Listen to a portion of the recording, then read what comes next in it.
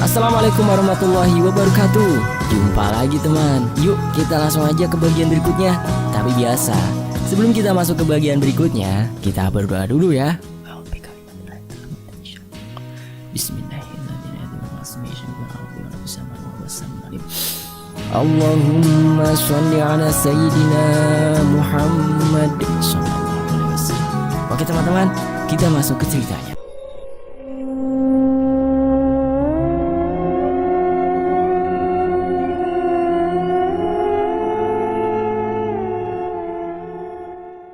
Berpisahnya aku dengan Zoya bukan berarti mengakhiri kisahku di Amuntai. Aku masih punya waktu beberapa hari lagi untuk bermain bersama Fadli.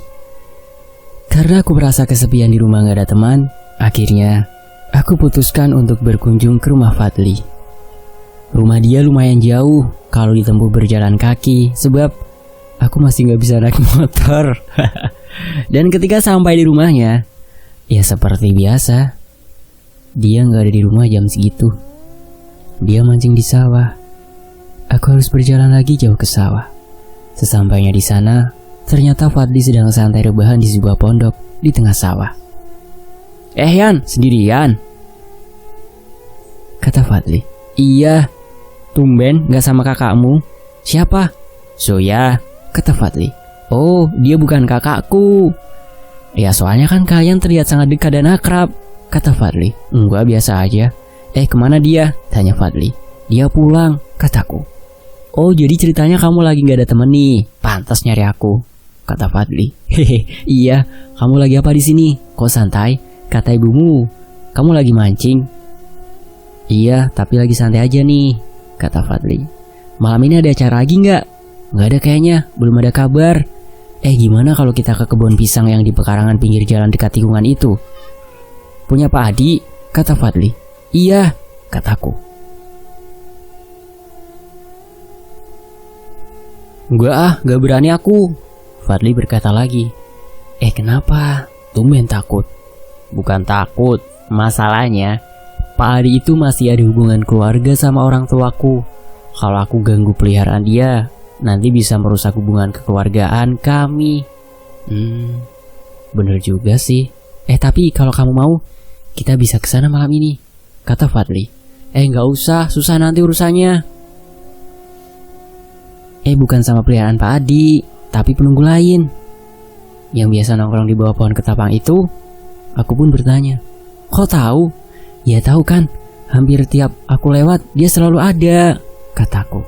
Sip, nanti malam aku jemput kamu pakai motor, Fadli berkata demikian. Sip, aku minjam pancingmu ya, mau mancing dulu lah. Kamu tiduran aja di sini, oke? Awas kalau nggak dapat. Siap, gampang bos. Kemudian sekitar 2 jam aku mancing di sawah pindah-pindah tempat. Gak ada satupun ikan haruan yang menyambar. Mungkin hari itu ikan pada tidur. Akhirnya aku menemui Fadli dengan tangan kosong. Dia cuma ketawa dengan hasil memancingku yang 0. Karena sudah agak siangan, Fadli ngajak aku pulang ke rumahnya. Namun sebelum pulang, dia ngajakin aku ke semak-semak dulu. Aku kira dia mau ngasih benda gaib atau apalah. Ternyata diajakin buat meriksa jebakan burung. Kalau nggak salah ada sekitar 20 jebakan yang dia pasang. Yang di semak-semak itu ada 4, dapatnya 1 burung. Sisanya tersebar di pinggiran sawah dan ada 3 yang kena. Jadi totalnya ada 4 burung yang didapat waktu itu. 3 ekor burung baburak atau ruak dan yang satunya burung kuntul. Bener gak sih gitu nulisnya? Bener gak sih burung kuntul? Yang jelas bukan nama alat kelamin ya. Itu beneran gitu orang sini nyebutnya. Sejenis burung bangau tapi dengan badan kecil lebih. Dan badannya ada warna coklat. Kalau bangau kan putih semua. Sesampainya di rumah, aku diajak tinggal dulu dan baru boleh pulang setelah makan siang. Kata ibunya, nanti biar Fadli yang antar pakai motor. Aku sih iya-iya aja. Masa nolak diajakin makan? Kan lumayan. Dan sepertinya ibunya Fadli ini ada keturunan orang Jawanya, karena dia kalau masak identik dengan lombok dan santan. Mengingatkanku sama bule yang selalu ngajakin aku makan di tempatnya sewaktu di lokasi tambang dulu. Skip aja ya, langsung ke malam harinya. Malam hari sekitar jam 8, ada seorang yang menjemput aku di depan rumah. Katanya dia teman Fadli. Sesampainya di lokasi, ternyata ramai, sudah orang di kebun itu. Ada beberapa warga, bahkan para anak kecil juga banyak mengerumuni. Saat aku mendekat, ternyata di tengah sana ada Fadli bersama para teman-temannya yang memakai baju hitam-hitam dan ikat pinggang kain putih. Melihat dari pakaian dan postur tubuh mereka, bisa dipastikan anak-anak muda ini adalah anggota perguruan bela diri, tapi nggak tahu bela diri jenis apa. Melihat aku datang, Fadli mendekatiku. "Ayo masuk, kita sudah mau mulai." "Maksudmu mulai apaan?" kataku. "Ini teman-temanku, mereka katanya mau bantu aku untuk bersihkan kebun ini." "Oh, bukannya katamu nanti takut Pak Adi marah." "Nggak apa-apa kok. Kebetulan tadi siang aku bilang sama bapakku kalau malam ini rencana mau nangkap jin yang suka jadi pocong mengganggu anak-anak sepulang ngaji," kata Fadli. "Terus gimana?" kataku. "Ya boleh, awalnya minta izin sama Pak Adi lewat telepon, dan dia berpesan kalau bisa sekalian musnahkan saja peliharaan Pak Adi itu. Karena dia bilang sudah nggak mau lagi berhubungan dengan jin wanita itu karena sangat menyusahkan. Katanya itu adalah jin peliharaan ayah dari kakeknya Pak Adi." "Lalu mereka itu siapa?" aku bertanya. "Mereka temanku." Salah satunya adalah anak dari yang bekerja di kebun sini. Dia dan teman-temannya katanya bakalan bantu. Fadli menerangkan kepadaku, dan aku pun bertanya, "Dan para warga ini gimana bisa banyak gini?" Fadli pun berkata demikian. "Biasalah, gara-gara para bocah lihat kami banyak orang, mereka ikutan. Sebagian ada yang pulang dan ngasih tahu orang tuanya. Akhirnya jadi banyak yang kesini." "Wah, kalau gitu aku ikut sama para warga aja ya nonton." "Oke deh," kata Fadli. Setelah itu mereka mulai membuat sebuah portal gaib yang memagar sekitar area kebun agar para penghuninya tidak bisa kabur. Sedangkan kami gerombolan para warga dibuatkan juga pagar gaib, takutnya ada yang mencoba menyerang kami. Ada 9 orang yang berjaga di beberapa sudut untuk memperkokoh pagar gaib yang mereka buat, dan proses pun dimulai. Tapi kali ini akan berbeda dari yang biasa kami lakukan, sebab banyak para warga datang, maka mustahil mereka bisa melihat atau mendengar perkataan dari jin. Maka disediakan 2 orang mediator, 1 cadangan yang sudah dalam keadaan duduk di tengah. Mereka menarik jin yang biasa berada di pohon ketapang yang suka ganggu anak kecil. Jin itu dimasukkan ke dalam tubuh mediator. Saat jin itu masuk, dia langsung berdiri dan menyerang. Dia berkata, "Kurang ajar, kalian berani masuk ke wilayahku dan membuat on, akan aku bunuh kalian semua.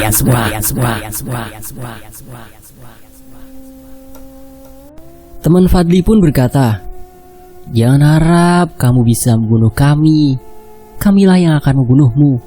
Kalian bocah ingusan, akan aku jadikan makananku." Dia langsung menyerang Fadli dan teman-temannya hingga perkelahian pun terjadi. Namun, di sini mereka lebih kepada berkelahi dengan tenaga dalam dibandingkan dengan fisik. Awalnya hanya 1 lawan 1, namun tidak sanggup untuk menghadapi jin itu, akhirnya menjadi 2 lawan 1. Lumayan hebat juga tubuh ini. Aku suka dengan tubuh ini. Punya ilmu tinggi dan punya banyak senjata. Bisa untuk melawan kalian, kata jin itu. Dan memang, yang jadi mediator saat itu dia bukan orang sembarangan, tapi juga anggota yang bisa dibilang sudah berada pada tahap akhir dalam perguruan bela diri. Terlihat bahwa mediator itu punya beberapa senjata gaib. Untuk saat itu sih sekitar 8 bilah pedang dia punya. Nggak tahu kalau mungkin masih ada senjata yang lain. 2 lawan 1 mereka masih tidak mampu untuk menghadapi. Akhirnya mereka berlima mengeroyok jin tadi. Awalnya mereka bersatu mengelilingi jin itu untuk menyerangnya dari segala arah. Ketika mereka menyerang secara bersamaan, jin tadi menampakkan tangannya yang sudah diisi dengan tenaga dalam ke tanah, dan kemudian mereka berlima terpental jatuh. Karena mereka sudah mulai tidak dapat mengendalikan keadaan, mereka masing-masing mengeluarkan senjata gaibnya, dan jin tadi mencabut sebuah pedang yang merah menyala. Wow, keren banget pedangnya, seperti orang yang sedang atraksi api, dan mereka semua berkelahi. Para warga yang melihat saat itu kebingungan, soalnya melihat mereka berkelahi memain-mainkan tangan kosong. Padahal sebenarnya mereka masing-masing sedang menggunakan pedang gaib. Seandainya apa yang kulihat saat itu bisa divisualisasikan ke sebuah proyektor agar para warga juga bisa melihat yang sebenarnya terjadi, agar bisa ikut merasakan keseruannya. Salah satu dari perguruan silat itu ada yang terluka akibat tebasan pedang api yang digunakan oleh jin itu. Sedangkan jinnya masih terlihat belum ada serangan yang tembus mengenainya. Setiap serangan dapat ditangisnya, walaupun diserang secara brutal dan keroyokan. Tak hanya sampai di situ ketegangannya, salah satu dari penjaga pagar tiba-tiba lumpuh kaki satunya ke tanah. Para warga perhatiannya tiba-tiba terfokus kepada dia. Mereka bertanya-tanya, kenapa tukang pagar itu mendadak berlutut satu kaki dan berteriak, "Ah!" Padahal ada salah satu jin yang menyerangnya, dan sepertinya jin itu ingin melemahkan pertahanan portal yang dibuat. Melihat temannya ada satu yang diserang mendadak, beberapa dari mereka langsung mengejar, menyembuhkan kakinya dengan tenaga dalam. Sedangkan mediator cadangan yang tadi ikut duduk di gerombolan kami para warga, masuk ke tengah arena dan duduk. Dua teman lainnya yang sedang bertarung kemudian menghampiri mediator yang duduk bersila di tanah tadi dan menarik jin yang menyerang penjaga pagar dan memasukkannya ke dalam mediator tersebut. Ketika jin itu masuk, dia langsung tertawa dan menyerang mereka. Kali ini dua mediator yang dalamnya jinnya itu bergabung hingga perlawanan menjadi 5 versus 2. Satu aja susah, apalagi lawan 2. Salah mereka juga sih. Kenapa juga yang dijadikan mediator malah yang berilmu tinggi? Jadinya malah susah dihadapi ketika jin yang di dalam mencoba memanfaatkan kekuatan milik mediator. Jin wanita yang baru masuk tadi, dia juga menggunakan sebilah pedang milik mediator. Hanya saja, gak ada yang istimewa dari pedangnya. Standar seperti yang lain. Mereka berdua menyerang dan membuat yang berlima semakin mundur. Kami yang melihat situasi kurang baik begitu, jadi merasa terancam. Jangan-jangan mereka kalah dan bisa-bisa kami para penonton diserang sama jin tadi. Situasi yang kurasakan saat itu benar-benar seperti sedang nonton kuda lumping. Yang mana kalau pemain sudah kesurupan, penonton bakalan tegang. Apalagi kalau pemain barongan naganya udah masuk ke area, bakalan siap-siap lari kalau dia mendekat. Soalnya yang kena gigit barongan naga bakalan ikut kesurupan juga. Pertarungan mereka saat itu bisa dipimpin oleh 2 jin. Dari pihak manusia sudah beberapa yang terluka kena pedang, sedangkan dari pihak jin masih belum ada satupun pedang yang bisa menyentuh mereka. Kemudian mediator yang satu yang dirasuki pertama tadi mulai brutal karena melihat para anak remaja silat itu mulai terluka. Dia maju menyerang mereka dan hanya dengan satu hentakan kaki mereka semua terpental ke belakang. Benar-benar mantap si Om Jin ini. Ada salah satu bapak di antara kami yang mengeluarkan HP untuk merekam. Si mediator satu itu langsung sadar karena lampu kamera si bapak nyala. Dia hanya menggerakkan tangannya dan HP si bapak tadi melayang ke udara kemudian dar meledak. Si bapak langsung terpaku, termenung, atau entah terpana dengan apa yang barusan dia lihat. Benar-benar seperti sebuah adegan sulap. Hanya saja, kalau sulap itu HP-nya masih bisa dibalikin, sedangkan ini hancur beneran. Fadli mengeluarkan cambuk yang seperti kacanya itu dan mencoba menyerangkan kepada mediator satu, namun lagi-lagi dapat ditangkis dengan pedang apinya. Cambuk Fadli putus menjadi beberapa bagian. Entah si jin itu benar-benar hebat atau kekuatan pedangnya yang sangat sakti. Mungkin mereka sekarang mulai menyesal kenapa jinnya dimasukin ke tubuh mediator itu. Harusnya cari mediator yang lembek aja biar mudah dikalahkan. Tak hanya sampai di situ, Fadli kembali menggunakan senjata lain. Karena dia punya banyak senjata gaib. Kali ini dia menggunakan sebuah tombak yang mata tombaknya seperti parang besar. Mereka kembali bertarung dengan sengit 1 versus 1. Tidak lama, Fadli juga bisa dikalahkannya dan mediator satu mengeluarkan sebuah jurus yang mana ketika dia menendang perut Fadli, Fadli langsung terpental jauh ke belakang sampai jatuh mengenai salah satu penjaga pagar. Fadli menyuruhnya untuk menggantikan di tengah. Sementara itu Fadli bertukar menjadi penjaga pagar. Mungkin 2 sudah mulai kelelahan. Pengganti Fadli tadi membidikan panah kepada si mediator satu. Ketika dia sedang menarik busur sekuat tenaga, mediator satu mengunci badan dia, lalu menancapkan pedang api tadi ke tanah. Dia langsung tersungkur ke tanah seperti ditarik oleh tali dari bawah tanah. panah yang dipegangnya terlepas dan melesat ke atas hingga menembus portal dari pagar gaib dan merusaknya. Melihat portalnya rusak, salah satu dari remaja perguruan silat tadi berteriak, "Jaga pertahanan!" Para penjaga langsung membuat kembali pagar gaib, namun beberapa jin yang ada di luar sempat masuk ke dalam portal dan merasuki beberapa warga. Para warga jadi kerasukan, ada bapak-bapak, ibu-ibu, dan anak-anak. Parahnya, saat itu aku sedang posisi duduk jongkok. Orang yang berdiri di belakangku kebetulan kesurupan dan seperti zombie kejang-kejang gak jelas. Karena aku kaget, aku gak sadar nonjok bapak itu. Ternyata jin yang merasukinya tadi terpental keluar dari tubuh si bapak. Bapaknya langsung tak sadarkan diri. Tapi dia gak sadarkan diri karena efek jin keluar secara paksa, bukan karena aku tonjok. 3 dari warga yang kesurupan tadi, 2 cewek, 1 cowok, bergabung dengan 2 mediator dan kini mereka jadi berlima. Sedangkan jin yang kena tonjok tadi masih keliaran terbang mengitari portal. Mungkin dia ingin mencari celah yang rentan dan ingin merusaknya. Mereka para jin berlima berkelahi dengan para remaja perguruan silat. Tentu, hasilnya sudah bisa ditebak. Mereka luka-luka dengan banyak sayatan serta tusukan dan berdarah-darah. Dalam visualisasi gaib, di penglihatan asli ya nggak kelihatan teman-teman. Jin yang dari tadi berterbangan mengitari portal tidak menemukan celahnya dan kembali ke bawah berniat untuk merasuki warga lagi. Dia berhasil merasuki seorang ibu dan ibu tadi langsung drop ke tanah dan kejang-kejang. Salah satu penjaga pagar berlari menghampiri dan mengeluarkan jin itu. Dia keluar dan berbalik arah lagi ingin merasuki salah satu dari kami.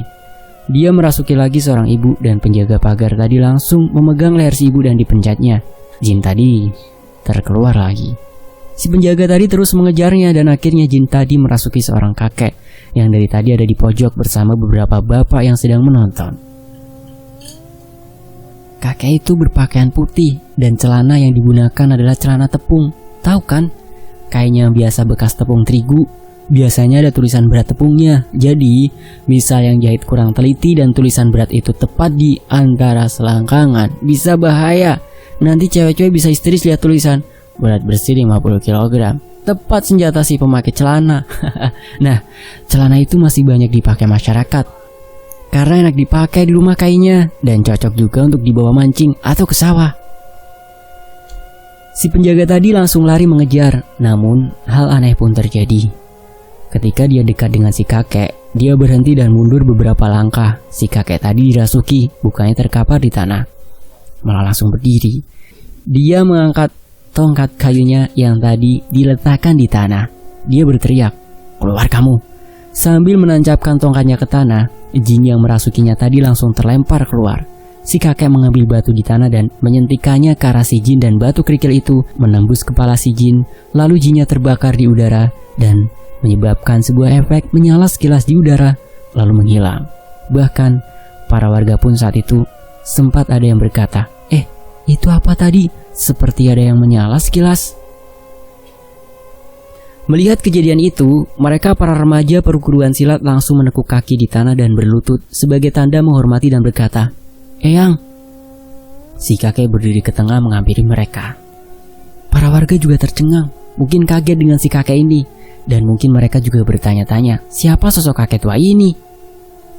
Melihat si kakek berjalan menghampiri mediator yang pertama tadi, menyuruh para warga yang sudah dirasuki tadi untuk menyerang si kakek. Mereka mendatangi kakek, namun kakek dengan santai berjalan ke arah mereka dengan tongkat di sebelah kanan dan tangan kiri dimasukkan ke dalam kantong celana. Saat mereka sudah dekat, kakek tadi hanya mengayunkan tongkatnya ke arah orang yang kesurupan tadi dan dipukulkan ke paha. Jinnya langsung terseret keluar secara paksa. Kakek tadi mengeluarkan sebuah benda yang ada di sakunya. Ternyata sebuah cincin batu akik dilemparkan ke arah jin yang keluar secara paksa tadi dan jin itu terperangkap ke dalam batunya. Begitu juga dengan yang selanjutnya. Hingga 3 jin sudah tertangkap dan para warga tadi sudah tidak kesurupan. Si penjaga pagar tadi disuruh untuk memunguti cincin yang dilempar tadi, sedangkan si kakek terus mendekat ke tengah. Melihat kehebatan kakek, jin itu mulai gentar, sempat mundur beberapa langkah. Dia tetap menyerang, dan yang diserang kali ini adalah si kakek. Para murid-murid perguruan itu langsung berlari melindungi si kakek, namun mereka terlambat. Kira-kira akan terjadi seperti apa ya? Cari tahu di bagian berikutnya ya.